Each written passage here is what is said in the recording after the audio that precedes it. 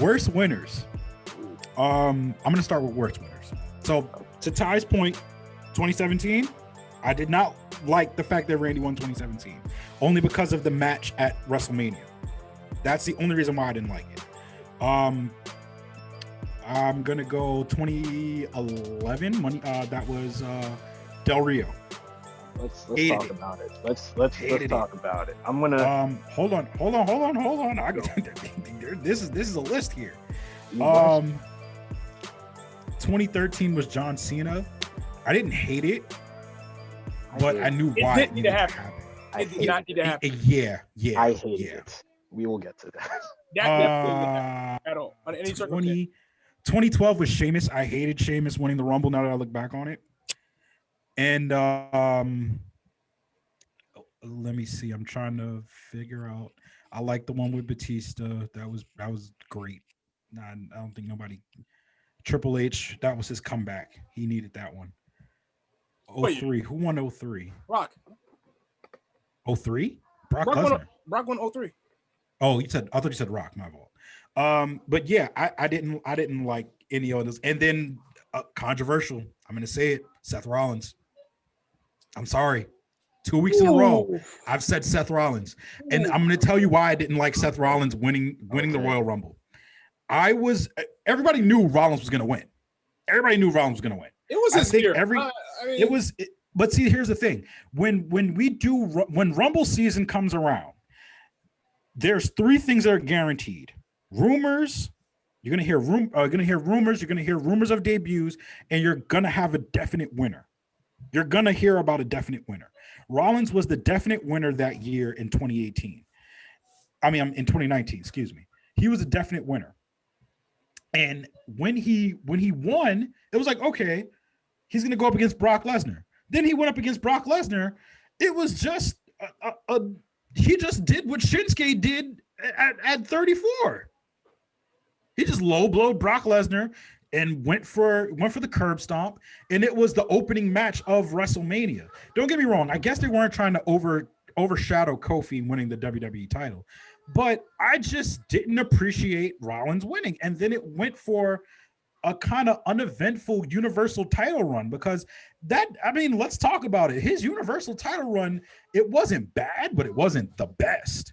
So let's work our way to Rollins. Let's talk about some of the ones you brought up. We could go from wherever you want to start.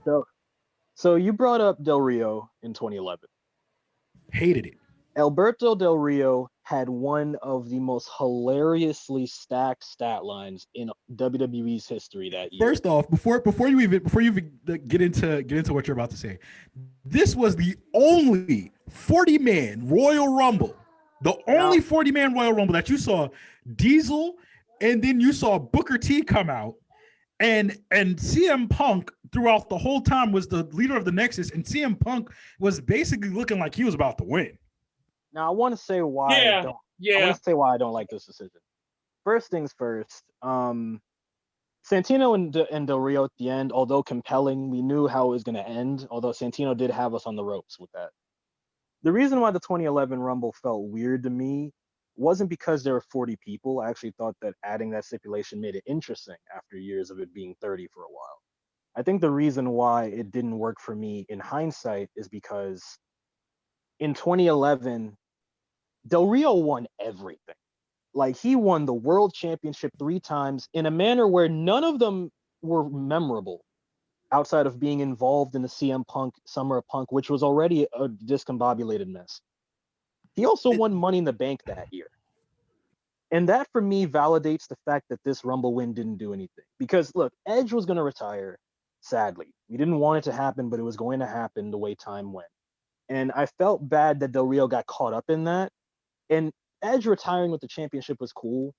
But even so, part of me kind of wishes Del Rio would have won the championship looking back on it, only because of everything they did afterwards to try to convince us that he was a top star. Because they literally had him win 2 world championships, the Rumble and Money in the Bank, all in the same year. That's crazy. And to be honest with you, when he won Money in the Bank, it was like when he cashed in Money in the Bank, it was legit emergency break glass because it wasn't needed. It wasn't needed. I'm going to be honest with you. That whole cash in was a mess that they could have written themselves out of, and it didn't work out.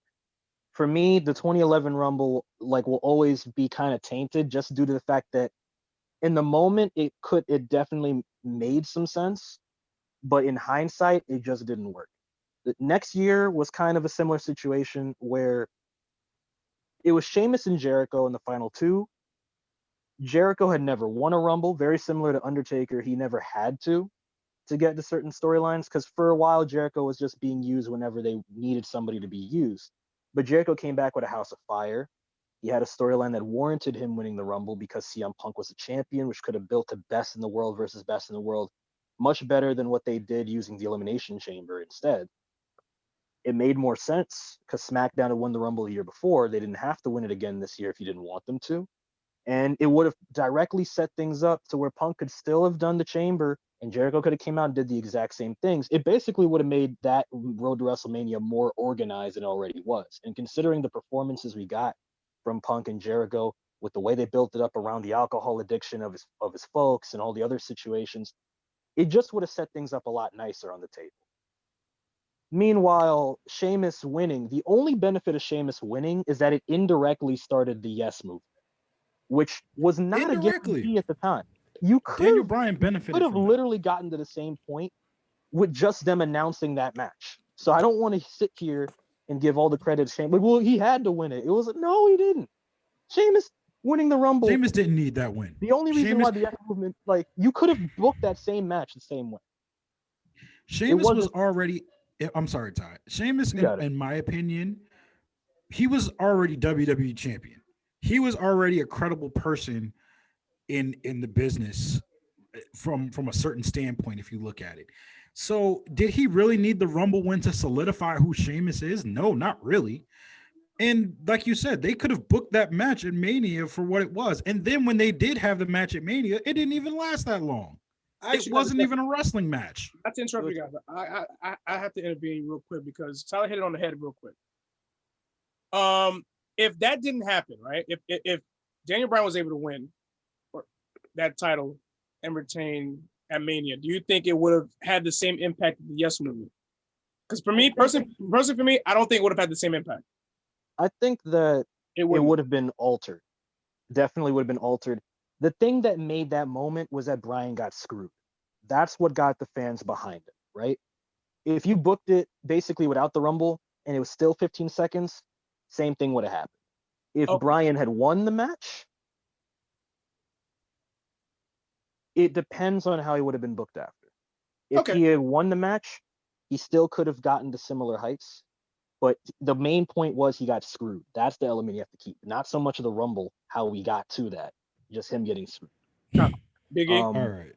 With the 2013 Rumble you brought up? No, let's talk. Keep going. See, this is where I have umbrage with this. 2013. Okay, so was John Cena. He eliminated Ryback. It did not need to happen. It didn't need to happen, and I'll tell you why. Because the entire... I got this one for a lot of reasons. Okay. For a lot of reasons, I have this one. Go right ahead. Okay, so go ahead. I'm not the one editing this shit. Yeah, this gonna be a long episode. I can tell already. Yeah. So now I'm gonna keep mine short and sweet. He did not need to win this because one, CM Punk entering that year was on fire as a heel. Two, he didn't need it if he was gonna face Rock again. And I did not like it was gonna be for the title. He didn't need the title win. There's a lot of things that you did it, like you said, break class if necessary, which is exactly what happened in that Rumble. Actually, before you go, there is one thing I want to introduce that I don't think a lot of people realize. Cena could have fought Rock again, not at Mania, at that year's SummerSlam. But the match that he should have had at WrestleMania was him versus Brock Lesnar. And if you paid close attention to 2012 going into 13, the reason why is because after Brock and Cena had their first match, Cena said he was going to go away for some time. Now, obviously, knowing WWE, it wasn't supposed to happen. But had you booked it right and had Cena take some time off, reeling from a loss from Brock Lesnar, or nearly losing his life, either way, whatever narrative you want to he could have been gone for most of the year and came back to challenge Lesnar on the biggest stage, put all the pressure on him in order to pull something out of him that could have beat Brock. Then that could have been part of Cena's whole redemption arc, because that whole storyline that year in 2012 was him saying, I'm not the same guy, I'm losing a lot, this and that. When we all know it was a crock of shit. Match. Yeah, which was a crock of shit. He had a very discombobulated 2012 when you think about it. And he won so had he just been depressed for most of the year, came back, especially considering how Cena's a camp scout and he's always there, he never lets things get to him. The fact that Brock beats him in his first match in how long, and Brock is a longtime rival of Cena's, let it get to him, let him be depressed, storyline wise, all that time, fight Lesnar at Mania. You can't tell me that wouldn't have made money. And it would have made sense. So just for go ahead, because I was like, for time purposes. So go ahead. Oh no, I was like, let's just keep this on the okay. So because didn't need it. What else? What other Rumble you thought was horrible? Well, Rumble winner. That was horrible. Winner? Rumble winner? I'm gonna. I got one. I'm not. I got one, and it was during the Reign of Terror, 2004. Shawn Michaels beat Triple H. I don't give a fuck what anybody says. Shawn Michaels is up at the count of 10. There was no way. He sweet chin Triple H's. He gave Triple H the best sweet chin music ever, and conked out. But he got up at 9. All right, he got up at 9.5. So you better give it to him, man. I'll give. So we're okay. So we're going on cards. Worst match. I don't even know. Wait, hold up. No, we're doing. One last thing. Go ahead. I don't like any. Although I do think every Rumble Orton makes storyline sense for Mania. Orton and Triple H have the worst histories of underwhelming. That was going to be one of my matches, 2009. Because 2009 he had Legacy help him win, which was dope. 2017 him winning was a shock because we didn't know they were going to take that storyline that far, which was nice. The problem was both matches fell flat. The storylines were built beautifully to Mania, and for some reason Orton's always messing somebody's house up in these storylines. But yeah, you play with matches burned. I'm gonna go 2017. That's what I was. 2017 Orton and Bray Wyatt. Horrible. That was Mania. My fault. That was Mania. Yeah. Shit. Yeah, that's still horrible. Don't even watch that match. What about some Rumble missed opportunities? Do you feel like some of the Rumble winners? Because I always think of Shinsuke's in 2018 of like Shinsuke's. Okay, so I was gonna bring up Shinsuke's real quick because I know everybody's been giving like long soliloquies here today, but it's Rumble season. It's Rumble. We gotta explain ourselves. They ain't gotta see our faces. This is audio podcast. Yeah, check us out on Anchor FM and Spotify. Check us out. Searching the Backstage Brawl, cheap plug. But just for time purposes, Shinsuke Nakamura. Shinsuke was overlooked, and I'm going to tell you why he was overlooked for that Rumble. I thought I don't remember who exactly said it.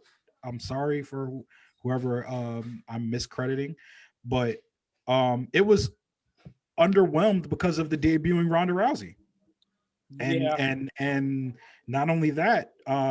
The looming question of where Asuka was going to go. Because once you saw Shinsuke win, you knew he wasn't going to Raw to fight the champion. He wasn't going to Raw. He was going to stay on SmackDown, and he was going to stay there and fight AJ Styles.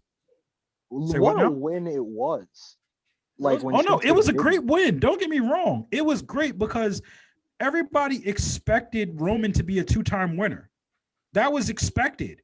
Everyone expected and credit to, I know a lot of people now are supporting Roman Reigns, but let's give Roman Reigns his just due in the past because he went down to the final 2, not once, but twice. And he's put over that Rumble winner twice when he didn't have to. No. Didn't Drew eliminate Roman? Yeah. Drew got eliminated.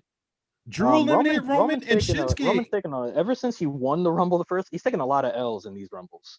But that's fine. I don't mind Roman taking the L if it elevates the person that we want to see. I don't mind that. But let's move on real quick because we talked about the biggest losers. Let's talk about the biggest winners of the Royal Rumble event as well, or the best wins. One in particular that I can possibly remember. I know it's kind of taboo to say it because his name is like Voldemort in here. The Chris Benoit in 2004. It led to one of the greatest moments ever in WrestleMania history. It led to, like you said, it led to the greatest moment, one of the best triple threat matches in WrestleMania 20. It was one of the greatest moments because him and Eddie at the end, and the trip that it led for Chris Benoit. Because if anybody, I'm pretty sure Shanties would appreciate this because I'm about to mention WCW. Chris Benoit was a world heavyweight champion in WCW for a very brief time. He had to give it back to Kevin Nash. As a kid, I was legitimately pissed about that. And then next week he came in WWF with the Radicals with Eddie and Perry to basically run shit in the WWF at the time. So when his time came again, less than 4 years later, it was validation for the fact that at the time he was a talent that you knew can become a champion, that you can trust putting the title on. It was a heartfelt moment leading up to it. Him being from SmackDown, coming to Raw, and not being afraid to jump with a shark like Triple H, and jumping in with a guy like HBK, coming in a storyline at that time that was 7 years in the making between Triple H. 7 years, 8 years in the making. 8 years in the making between Triple H and two of the biggest backstage politickers of all time, also from a non-kayfabe standpoint. Oh, my God. It hit every mark you wanted. Literally, the one thing that I didn't like about Chris Benoit winning the World Heavyweight title was the simple fact of the matter that after he won it, it wasn't that memorable. You know what I mean? And then after that, he only to drop it to Orton because Orton was on the rise, and Orton didn't even have a memorable world title run at that time. At the time, because I don't want to harp on any long soliloquies because I know we have to kind of keep this train rolling. I think it was more so because of the stigma of the reign of terror, how Triple H had his title reigns and whoever came after, and the opponents after, because you knew Triple H somehow, some way, by hook or by crook, was going to get back to it. It was also on the tail end of the reign of terror, and you wanted something fresh because they were going, because 2003, the reign of terror and the early forms of evolution, you can pay attention to that, but after a while it falls flat, especially in that time frame when things were slowly changing and the guard was changing, and you knew you needed something fresh now. And with Triple H, it was only so much you can take with him being a champion and always being in the title scene because they didn't create new stars from that. Edge is supposed to be a star that's created from that when he was on Raw coming back from injury, but they didn't capitalize it. So I think it was a stigma of the reign of terror, which had a stigma on other champions, not Triple H at the time, because of the fact that, you knew he was going to get it back. So why tune in if no one knew he was going to take the mantle and run with it? So the moment did foreshadow another great Mania moment 10 years later that kind of felt like a replication of it, if you think about it, with Daniel Bryan. So the Rumble spawned that. Probably Rey Mysterio's in 06. I was just about to say that one. Just about to say that. And it feels like we're just jumping into the 2000s. I mean, that is some of the best moments in the history of the business. But Rey's victory in 2006 was like, even if you thought you knew what was going to happen, the way it went down was beautifully constructed. Unpopular opinion, I didn't like Rey Mysterio winning 2006. I didn't like it. Unpopular opinion.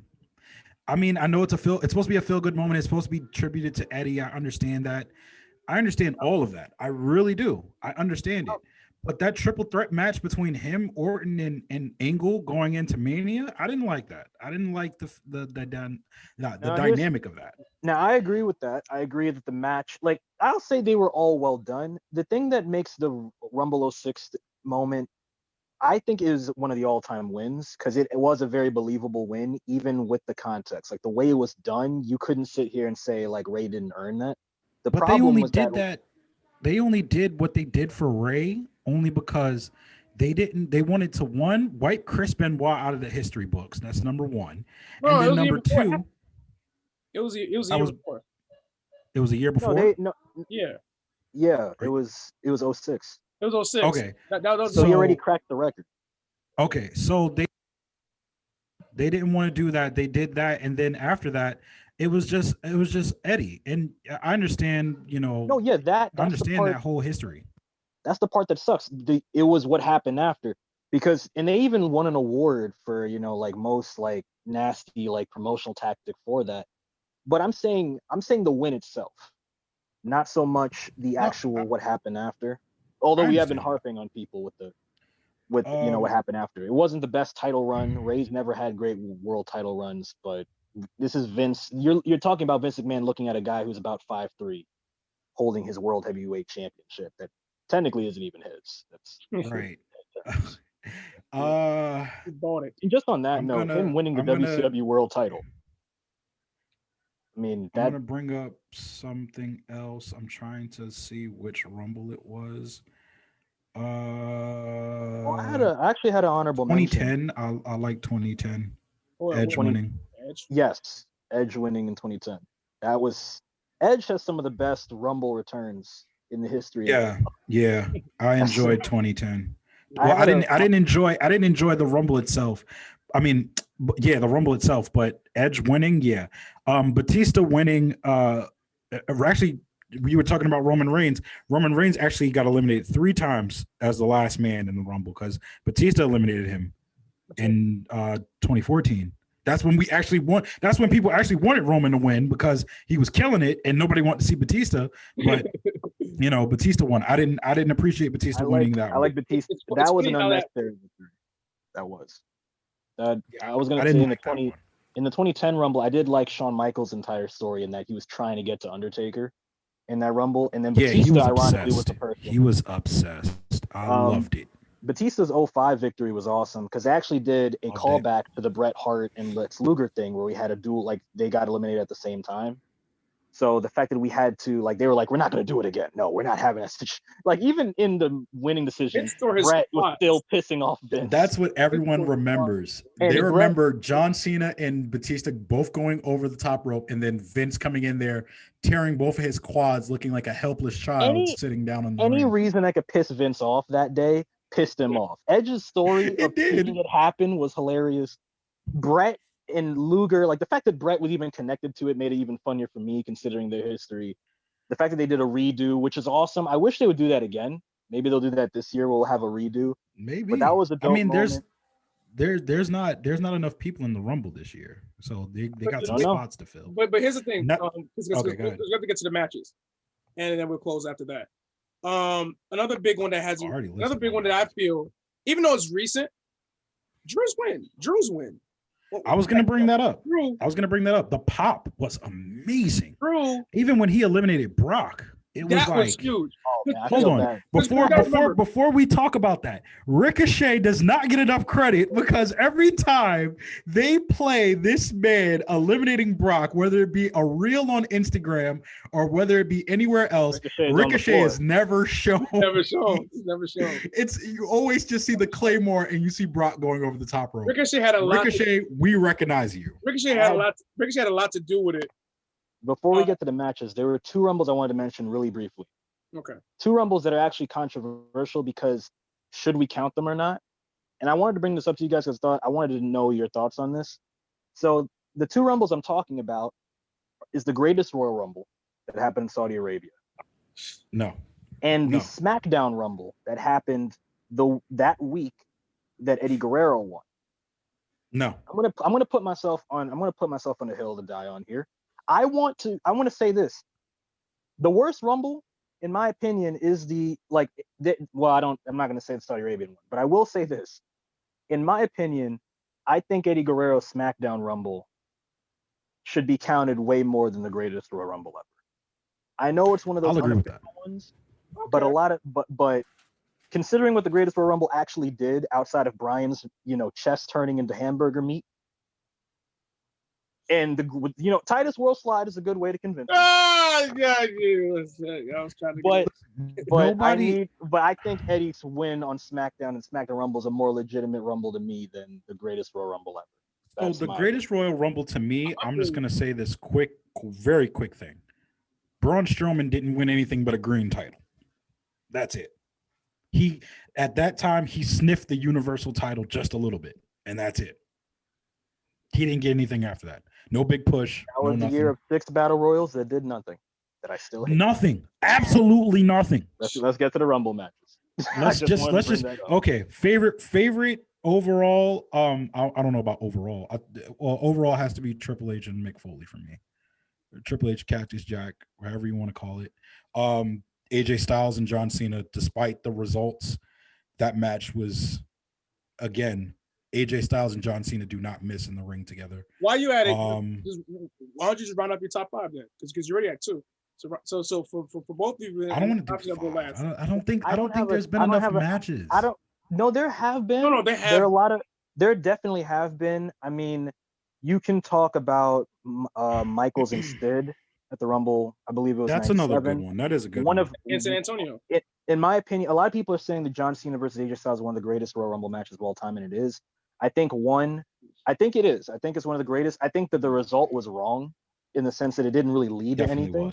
Yes. But there's one Rumble match. Yes. There's one singles match at the Rumble. I know Triple H and Michaels was brought up. That was a good one. Oh. If there's one Rumble match that people don't talk about enough, that I think embodies everything that professional wrestling should be, and there's a good reason why it's not brought up because of the individual involved. Kurt Angle versus Chris Benoit for the WWE Championship. Yes. In Royal Rumble 2003. Yes. There are very few modern day professional wrestling, or in general, regardless of the region, that have an intensity and get you immersed in what is going on in that match. That is one of the cleanest matches that I've ever seen. And the fact that technical match. One of the best WWE Championship matches the company's ever produced. And even before the real controversies of the incident, we rarely heard about it even then, like a couple years removed.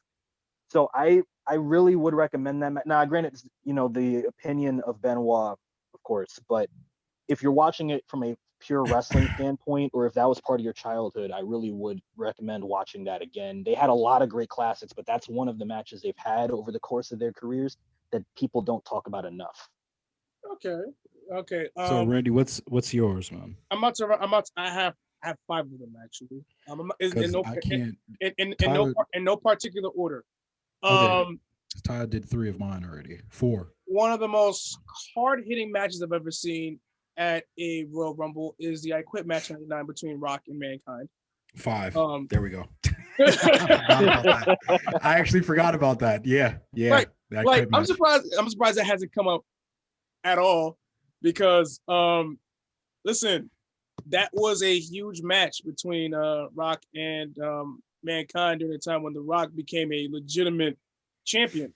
Because when he became champion in November '98, you knew you were gonna put something on this guy, but you needed someone to push him. And I think that match legit pushed the intense side of The Rock because he was doing hijinks with the corporation, and you thought it was just nothing but catchphrases and eyebrows. That match basically showed that The Rock can basically take it to Mankind.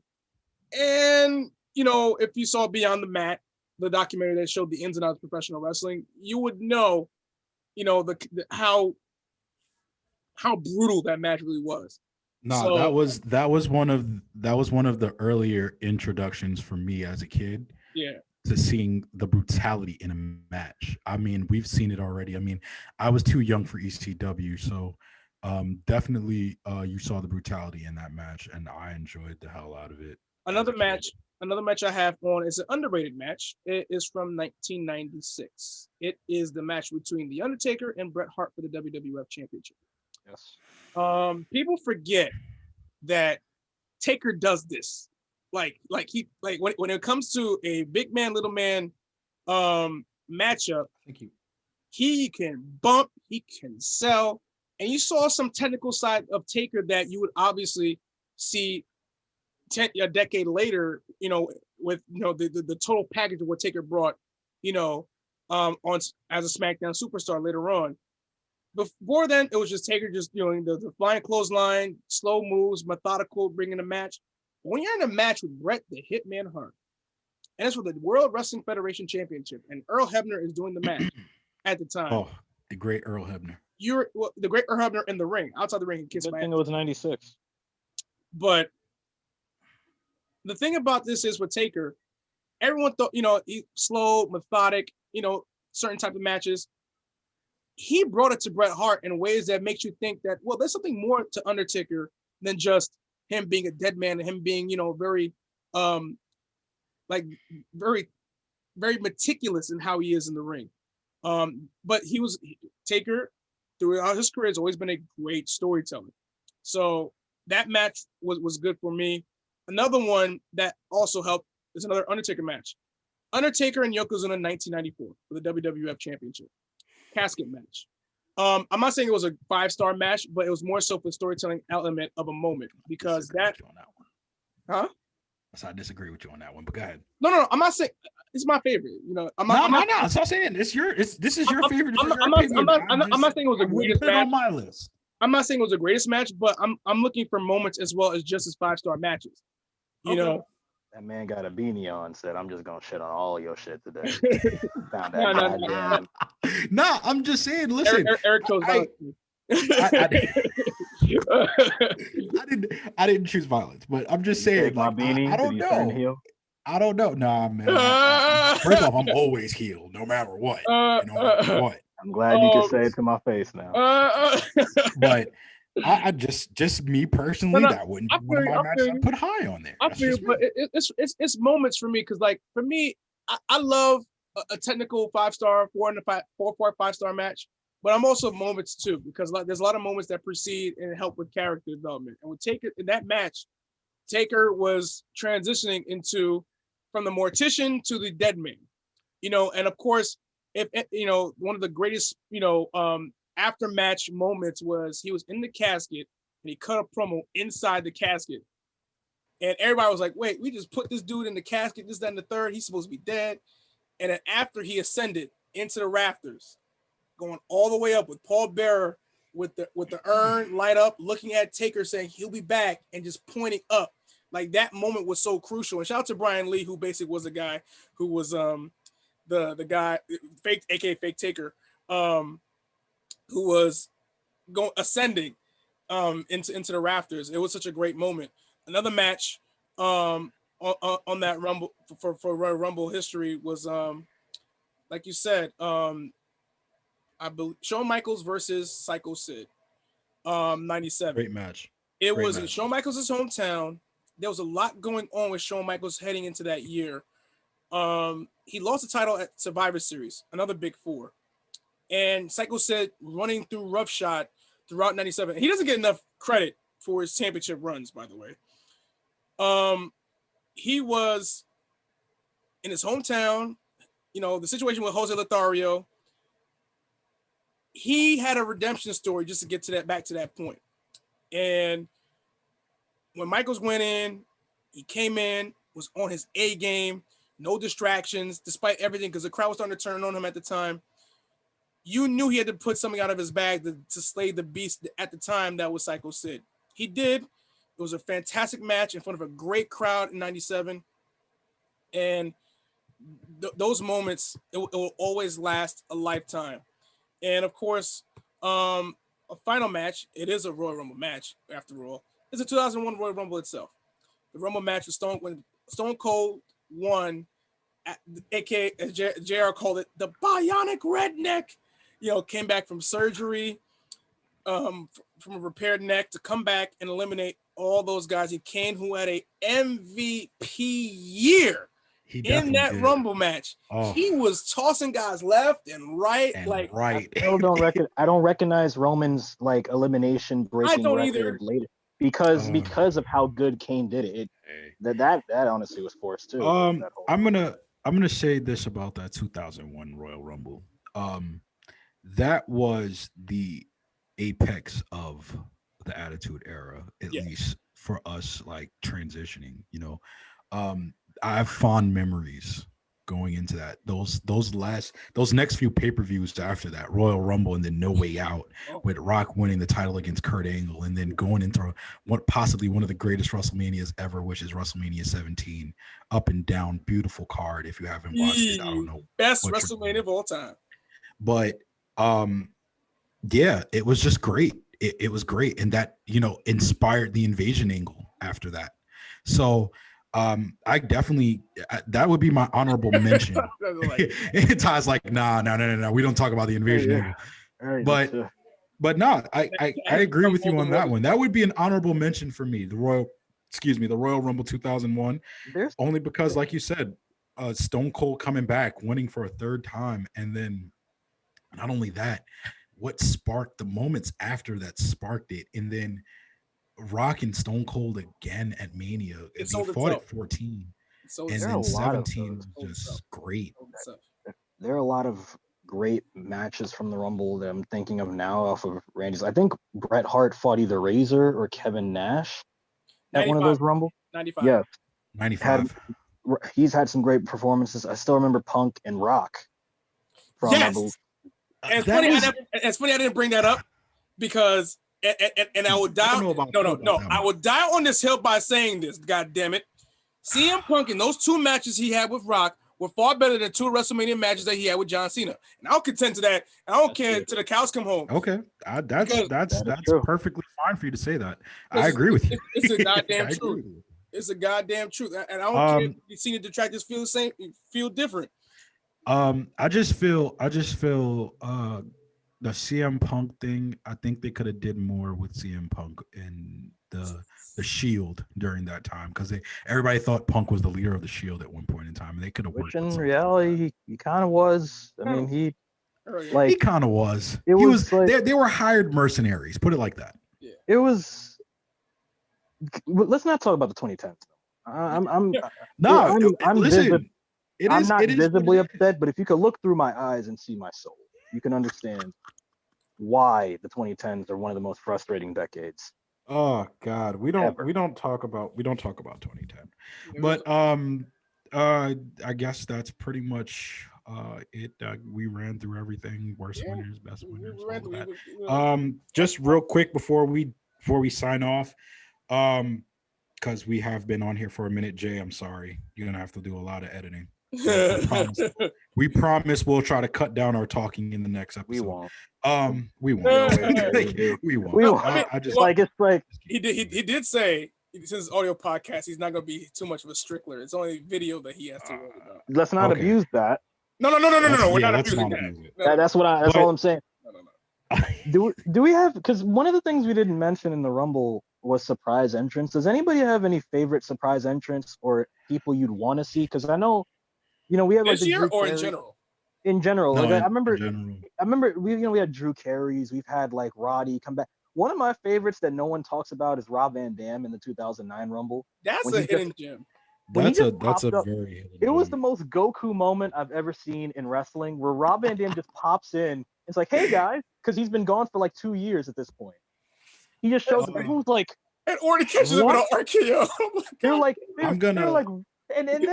and then the funny part that kills me, everyone's like, is he coming back? Because he came back in the Rumble. He's gonna come back to the company. He's like, no. A few months, right? He went to TNA.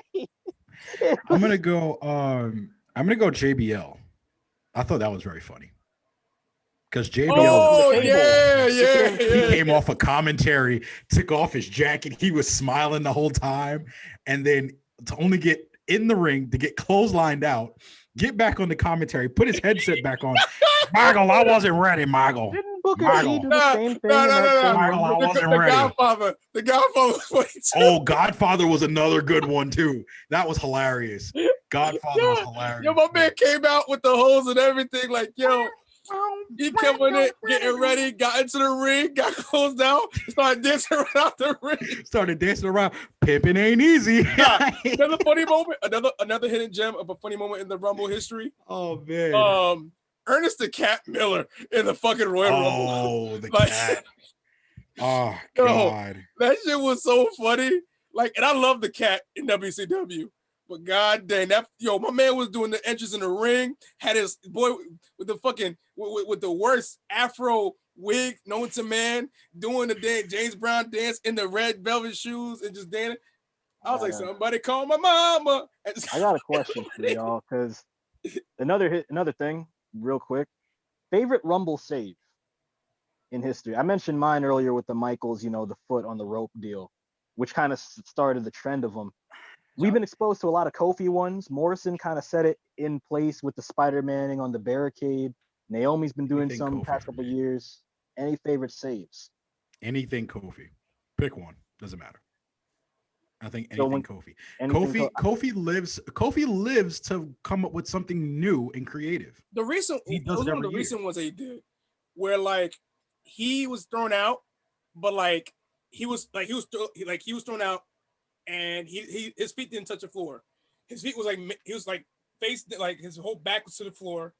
It was still when he had his hand, not his hands, his feet on the steel steps.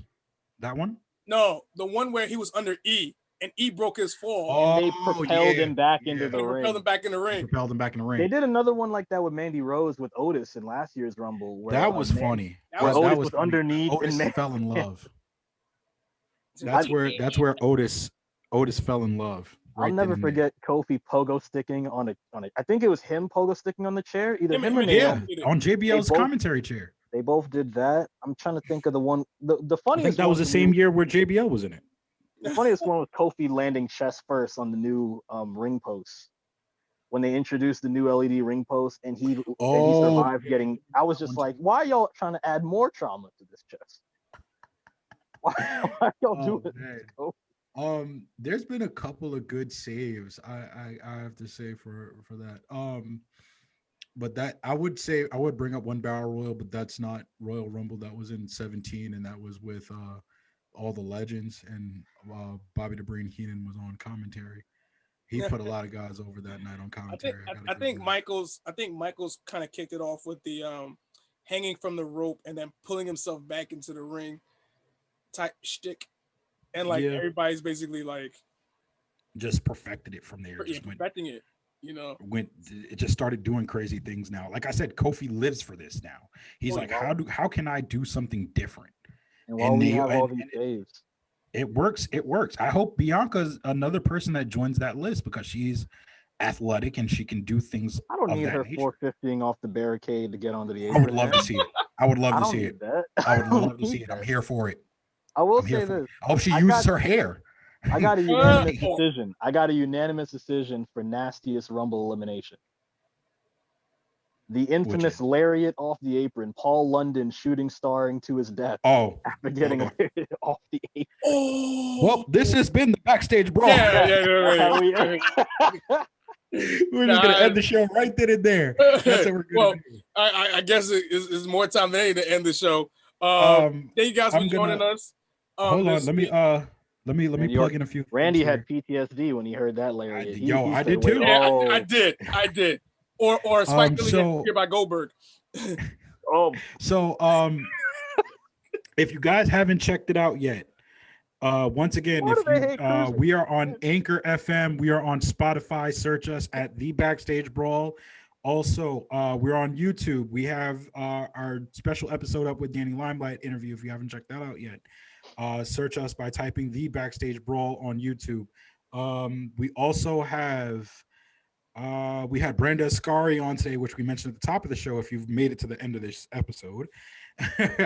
But we had Brandon Ascari on today. I interviewed him for GSW Pro. Please check out GSW Pro. Inception is going to be an amazing show. February 20th, 2021. It's in New Jersey. I'm not exactly sure where particularly in New Jersey it's in, but tickets are on sale. Tickets are ranging from $25 to $35 on Eventbrite. So if you guys want to check that out, please check that out.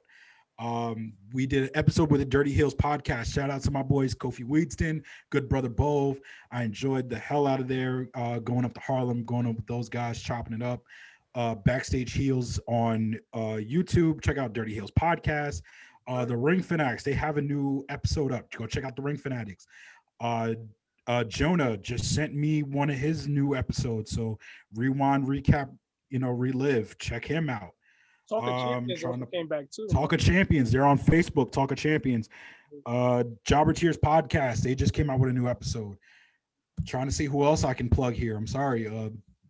That 90s wrestling podcast. Circle of Debate. Circle of Debate had an episode with Dirty Heels as well.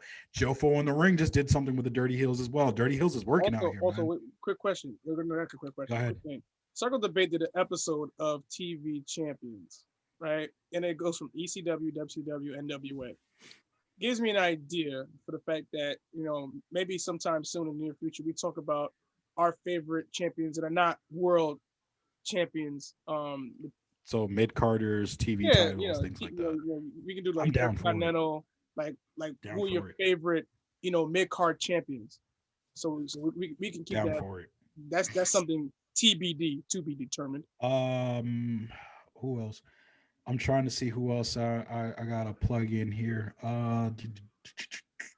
If I'm forgetting anybody, I am sorry. There's a lot of content that we all listen to. There's a lot of content that supports us, and we support them. I think that's everybody. I think everybody's been accounted for. If not, I do apologize once again, and you may plug your stuff into me, and I will shout you out. Who? The Dastly Duo podcast. Oh, Queen Kiki. Yeah. Yo, Queen Kiki. I was just talking to her the other day. Queen Kiki, shouts out to you. Dastly Duos podcast. Queen Kiki, I don't know her Instagram off the top of my head that she does her articles on, but definitely those are very good reads. Check those out. Definitely. They actually have a very controversial episode up, which she got a lot of heat for, but also a lot of traffic. You're a legend is not a legend. So check that out. Yeah. Definitely. And I'm not going to say who her number one is because we're going to be here another hour or so talking about that. Yeah. We do have a date for the big Black History Month podcast that we're going to be doing. We have decided on what date did we decide on, Randy? February 27th. So basically the end of the month, we will be doing the big podcast, which will be on YouTube. We will post that up for Black History Month. Clark Street Wrestling, shouts out to those guys. Straight Talk Wrestling, shouts out to them as well. Check those guys out. I knew I was forgetting somebody. Rap and Wrestle, that's something else too. Check those guys out. They're on Apple Music, Spotify. I don't know if they're on Anchor, but I know they're definitely on Spotify and Apple Music. So check those guys out. We're gonna have a lot of people on February, and at the end of the month on February. Backstage Brawl will definitely be at the GSW Pro Inception show. Shaw Guerrero, if you're listening to this, we want you on the show. Give us that interview, please. Please give us that interview. Give the people what they want. Give the people what they want. Give us that interview. And I think that's about it. I think that's everything. You guys got anything to add? Anything to say? Don't do drugs. Don't get that. I don't know. You guys got anything to say? No, man. I think you pretty much covered it, man. It's been a dope show. So, where to follow us? Oh, go ahead, Ty. Go ahead, man. Samoa Joe better be in that goddamn Rumble. Yes, there you go. But to follow us on anything, Twitter is at @backstage_brawl. IG is at the Backstage Brawl. If you want to follow us on our personal accounts, I am at _Santana. That's _Santana. Randy is at _ his name is King. Kid Ty is yours is what? Kid Dynamite, I believe. Something like that. Don't follow it. He has no post on there. He's more of a watcher on Instagram than a poster. But, at Kid Dynamite, if you want to follow him, _ at a tribe called J _ that's JJ, who's not on the show today. Facebook, the Backstage Brawl. Yeah, that's it. That's everywhere to find us. CC at Royal. Oh, CC, yes, CC has been missing. Yeah, you gotta plug her in again because I talked over you. My bad. I just like how we've had to go for like 10 minutes and we spent 10 minutes plugging shit. Hey, listen, man. We us. We got it. We got to Let's do go. it. We got to do it. It's like you know, your mom is you say bye to your friend and then he walks you outside. And then he gets in the car. You're still talking. You're like, all right, man. I'll see you later. Good night, everyone. Good night, everyone. But this has been the Backstage Brawl podcast. Yes, so this has been the Brawl Zone, season 2, episode 2. It's great to be back. We will see you guys next week with more content. Hopefully, we'll have the full cast and crew. We'll see you guys next week. For myself, the People's Champion, Kid Ty, and of course, Big E, aka the Diamond Cutter. This has been the Brawl Zone podcast. We will see you next week. And also check out Brawl Talk 12:30. Shut up. Good night. Check us out, man.